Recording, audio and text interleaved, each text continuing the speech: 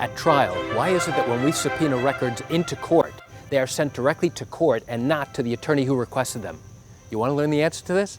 Come join me as I share with you this great information. Hi, I'm Gerry Oginski. I'm a New York medical malpractice and personal injury trial lawyer practicing law here in the state of New York.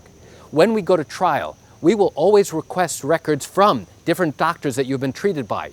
The defense attorneys will also be requesting records from the doctors and hospitals you receive treatment from. And they might even request records from your employer.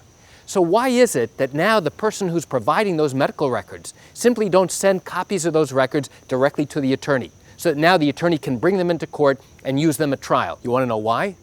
For the simple reason that we don't know what the chain of custody is when that happens. So let's say, for example, I request medical records, I subpoena medical records from one of your treating doctors. And now the doctor's office sends it to me.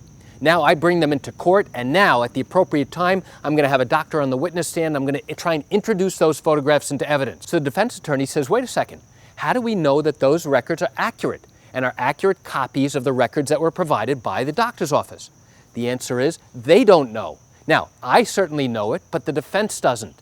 So in order to prevent this issue of could somebody have changed or altered or removed certain records, what we instead do is we direct that the doctor's office or the hospital send the records directly into court.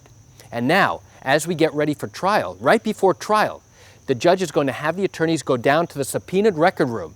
And now the attorney has to sign out those records, actually take them and bring them up into the courtroom. And now both sides have an opportunity to look and see which records have come in based upon the records that we have subpoenaed. Then we have an opportunity to go through them. And now every single record that comes in has to have a certification that says, my name is so-and-so, I am the record keeper for this hospital, and I certify that these records are accurate and true copies of the originals that are maintained in our hospital or in our office. And at that point, now we can go ahead and introduce those records into evidence without any issue about worrying what the chain of custody was. Because we never want to have a situation where somebody claims or argues or points a finger and says, hey, he might have taken records out. He might have altered those records. Now I have to go and compare my set of records to his set of records.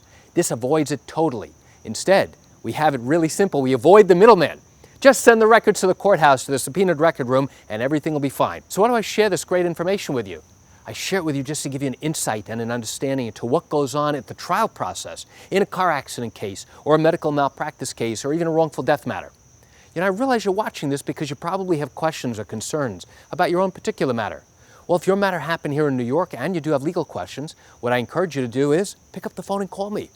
You know, I answer questions just like yours every single day, and I'd love to talk to you. You can reach me at 516-487-8207 or by email at Gerry, G-E-R-R-Y, at oginski-law.com.